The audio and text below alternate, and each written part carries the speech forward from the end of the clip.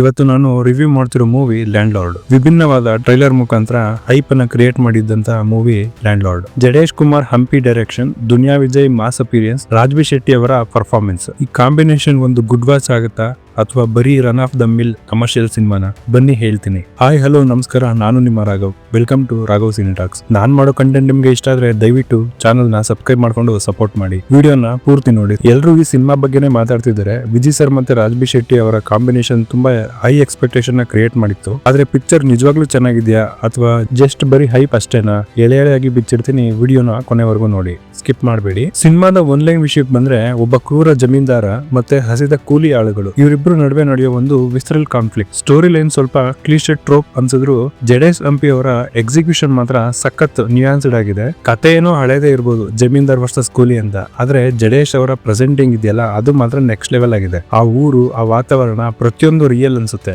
World building ಮಾತ್ರ ಸಖತ್ತಾಗಿ ಮಾಡಿದ್ದಾರೆ. ಇನ್ನು ಪರ್ಫಾರ್ಮೆನ್ಸ್ ಬಗ್ಗೆ ಹೇಳ್ಬೇಕು ಅಂದ್ರೆ, ದುನಿಯಾ ವಿಜಯ್ ಅವರು ಈ ಸಿನಿಮಾದಲ್ಲಿ ಒಂದು ದೊಡ್ಡ ರೆವಲ್ಯೂಷನ್. ನಾವು ಅವರನ್ನ ಸಲಗ, ಭೀಮಾ ತರಹದ ರಗಡ್ ರೋಲ್ ಗಳಲ್ಲಿ ನೋಡಿದೀವಿ, ಆದ್ರೆ ಇಲ್ಲಿನ ರಾಜಯ್ಯನ ಪಾತ್ರದಲ್ಲಿ ಅವರು ತೋರಿರೋ ಮೆಚುರಿಟಿ ನಿಜಕ್ಕೂ ಟಾಪ್ ಟೈರ್ ಆಗಿದೆ. ಇನ್ನು ರಾಜ್ಬಿ ಶೆಟ್ಟಿ ಅವ್ರದ್ದು ಎನ್ಸೆಂಟ್ರಿಕ್ ಎನರ್ಜಿ, ಪ್ರತಿ ಸೀನ್ ಅಲ್ಲೂ ಅವರು ಸ್ಟೀಲ್ ದ ಶೋ ಅಂತಾರಲ್ಲ ಹಾಗೆ ಮಾಡಿದ್ದಾರೆ. ನಮ್ಮ ಡಿಂಪಲ್ ಪ್ರಿನ್ ರಚಿತಾರಾಮ್ ಅವರು ಪಕ್ಕಾ ಲೋಕಲ್ ಹುಡುಗಿಯಾಗಿ ತುಂಬಾ ಸೀಮ್ಲೆಸ್ ಅಂಡ್ ಆರ್ಗ್ಯಾನಿಕ್ ಆಗಿ ಕಾಣ್ತಾರೆ. ದುನಿಯಾ ವಿಜಯ್ ಅವರ ಆಕ್ಟಿಂಗ್ ನೋಡಿ ಖುಷಿ ಆಯ್ತು. ಸುಮ್ನೆ ಕಚ್ಚಾಡಿ ಸಾಯೋ ಪಾತ್ರ ಅಲ್ಲ ಇದು, ತುಂಬಾ ಸೆಟಲ್ಡ್ ಆಗಿ ಆಕ್ಟ್ ಮಾಡಿದ್ದಾರೆ. ಇನ್ನು ರಾಜ್ಬಿ ಶೆಟ್ಟಿ, ಆ ಮನುಷ್ಯನ್ ಗತ್ತೆ ಬೇರೆ. ಸ್ಕ್ರೀನ್ ಮೇಲೆ ಬಂದ್ರೆ ಫುಲ್ ಖತರ್ನಾಕ್. ರಚಿತಾರಾಮ್ ಅವರು ಆಕ್ಟ್ ಮಾಡ್ತಿದ್ದಾರೆ ಅಂತ ಎಲ್ಲೂ ಅನ್ಸಲ್ಲ, ಅಷ್ಟು ನ್ಯಾಚುರಲ್ ಆಗಿದ್ದಾರೆ. ಇನ್ನು ಟೆಕ್ನಿಕಲ್ ವಿಷಯಕ್ಕೆ ಬಂದ್ರೆ, ಸಿನಿಮಾ ಒಂದು ವಿಜುವಲ್ ಟ್ರೀಟ್. ಕ್ಯಾಮ್ರಾ ವರ್ಕ್ ತುಂಬಾ ಎಕ್ಸೈಟ್ ಆಗಿದೆ. ಇನ್ನು ಮಾಸ್ತಿ ಅವರ ಡೈಲಾಗ್ಸ್ ಅಂದು ಸಖತ್ ಶಾರ್ಪ್ ಆಗಿದಾವೆ. ಬರೀ ಪಂಚ್ ಡೈಲಾಗ್ಸ್ ಇಲ್ಲ, ಪ್ರತಿ ಮಾತಿಗೂ ಒಂದು ವೆಯ್ಟೇಜ್ ಇದೆ. ಬಿಜಿಎಂ ವಿಷಯಕ್ಕೆ ಬಂದ್ರೆ, ಕೆಲವು ಕಡೆ ಸ್ವಲ್ಪ ಡೆರಿವೇಟಿವ್ ಅನ್ಸಿದ್ರು ಆಕ್ಷನ್ ಸೀನ್ ಗಳಲ್ಲಿ ಮಾತ್ರ ಸಖತ್ತಾಗಿ ವರ್ಕೌಟ್ ಆಗುತ್ತೆ. ಮಾಸ್ತಿ ಅವರ ಡೈಲಾಗ್ಸ್ ಮಾತ್ರ ಚಿಂದಿ, ಸುಮ್ನೆ ಸೌಂಡ್ ಮಾಡೋ ಡೈಲಾಗ್ಸ್ ಅಲ್ಲ,